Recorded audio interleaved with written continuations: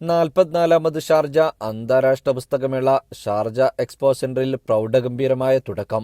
ഇനിയുള്ള 12 ദിവസങ്ങൾ സാംസ്കാരിക തലസ്ഥാനത്ത് പുസ്തകങ്ങളുടെ നറുമണം നിറയും.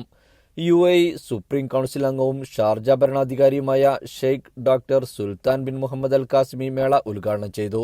ഈ മാസം 16 വരെ നീളുന്ന മേളയിൽ 118 രാജ്യങ്ങളിൽ നിന്നുള്ള 2350 പ്രസാധകരാണ് പ്രദർശനത്തിനെത്തുന്നത്. മലയാളത്തിൽ നിന്ന് 100ഓളം പ്രസാധകരും മേളയുടെ ഭാഗമാണ്.